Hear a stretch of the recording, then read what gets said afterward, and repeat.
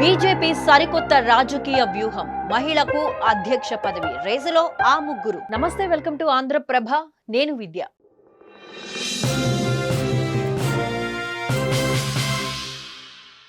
యావత్ దేశ వ్యాప్తంగా కషాయ పార్టీ ఫుల్ జోష్ లో ఉంది. వరుస విజయాలను సాధిస్తూ కమలం పార్టీ దూసుకెళ్తోంది.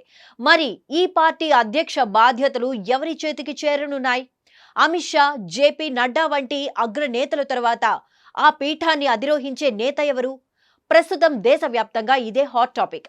అయితే ఈ రేసులో మెయిన్ గా ముగ్గురు పేర్లు వినిపిస్తుండగా కమలం పార్టీకి కాబోయే బాస్ ఎవరన్నది ఆసక్తికరంగా మారింది. హ్యాట్రిక్ విక్టరీతో కేంద్రంలో అధికారంలోకి వచ్చింది కమలం పార్టీ. ప్రత్యర్థుల ఊహలకు కూడా అందని వ్యూహ రచనతో అన్ని పార్టీల్లో పార్టీని బలోపేతం చేసే పనిలో పడింది.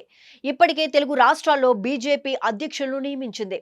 ఇక అదే జోష్లో ఇప్పుడు జాతీయ అధ్యక్ష పదవి బాధ్యతలను అప్పగించే ప్రయత్నాలను మొదలుపెట్టింది. అయితే జేపీ నడ్డా తరువాత ఎవరు చేపడతారన్నది పార్టీతో పాటు దేశ రాజకీయ వర్గాల్లో ఆసక్తికర పరిణామంగా మారింది. అయితే దీనిపై జూలై 2వ వారంలో పెద్ద ప్రకటన వచ్చే అవకాశం కనిపిస్తోంది. భారతీయ జనతా పార్టీ రాజ్యాంగం ప్రకారం జాతీయ అధ్యక్షుడిని ఎన్నుకోవడానికి ముందు కనీసం 19 రాష్ట్రాల్లో పార్టీ అధ్యక్షులను ఎన్నిక చేయడం తప్పనిసరి. ఇప్పటి వరకు 28 రాష్ట్రాల్లో అంతర్గత సంస్థాగత ఎన్నికలు విజయవంతంగా పూర్తి కాగా ఉత్తరప్రదేశ్, ఢిల్లీ, హర్యానా, కర్ణాటక, గుజరాత్ రాష్ట్రాల్లో ఇంటర్నల్ ఎలక్షన్ దాదాపు వారం 10 రోజుల్లో పూర్తి కానుంది. ఈ క్రమంలోనే అవి పూర్తి అయిన వెంటనే జాతీయ అధ్యక్షుడి ఎన్నిక జరగనుందని పార్టీ వర్గాల నుంచి వచ్చిన సమాచారం. అయితే ఇక్కడ ఇంకో ముఖ్యమైన విషయం ఉంది. మొదటిసారిగా బీజేపీ అధ్యక్ష బాధ్యతలను ఓ మహిళకు అప్పగిస్తారని తెలుస్తోంది.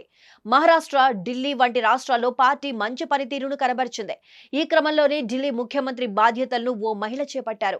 ఇప్పుడు యావత్ దేశ వ్యాప్తంగా మహిళలను ఆకట్టుకునే ప్రయత్నం చేస్తున్న బీజేపీ మహిళా నేతనే అధ్యక్షురాలిగా చేసే అవకాశం ఉందని తెలుస్తోంది. నిజానికి ప్రస్తుత పార్టీ అధ్యక్షుడు జేపీ నడ్డా పదవీ కాలం 2023 జనవరిలోనే ముగిసిపోయింది.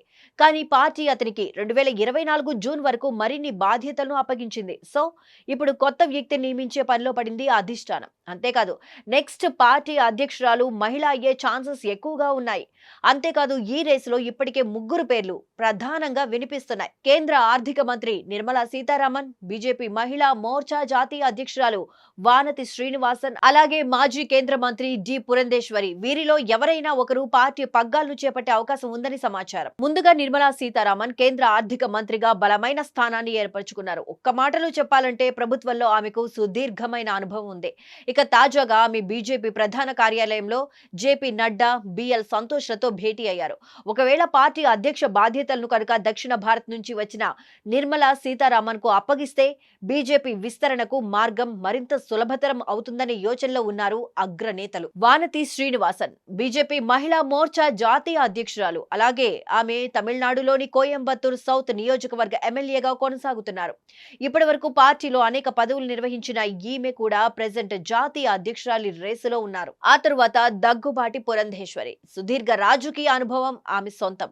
గతంలో కేంద్ర మంత్రిగా సేవలందించిన ఆమె ఏపీ బీజేపీ మాజీ అధ్యక్షురాలుగాను పనిచేశారు. ఇటీవల ఆపరేషన్ సింధూర్ ప్రచారంలోనూ చాలా చురుకుగా పాల్గొన్నారు. సో ప్రస్తుతం పురంధేశ్వరి కూడా బీజేపీ జాతీయ అధ్యక్షురాలి రేసులో ఉన్నారు. అయితే జాతీయ అధ్యక్షుడిని ఎన్నుకోవాలంటే సామాజిక సమీకరణాలు, రాబోయే ఎన్నికలు, అలాగే ప్రాంతీయ ప్రాతినిధ్యం వంటి అంశాలు ప్రధానంగా పరిగణలోనికి తీసుకోనున్నారు. ప్రధాని మోదీ విదేశీ పర్యటన ముగిసిన తర్వాత అంటే ఈ నెల 2వ వారంలో కొత్త జాతీయ అధ్యక్షుడి పేరును ప్రకటించే అవకాశం ఉందని తెలుస్తోంది. దీంతో పాటుగా కేంద్ర కేబినెట్ లో మార్పులు, చేర్పులు, కొన్ని బీజేపీ పాలిత రాష్ట్రాల్లో కేబినెట్ విస్తరణ కూడా జరిగే అవకాశం ఉంది. ఇదిలా ఉంటే అసలు బీజేపీ పగ్గాలను అందుకునే లక్కీ పర్సన్ ఎవరన్నది తెలియాలంటే మాత్రం ఓ 10 రోజులు వెయిట్ చేయాల్సిందే.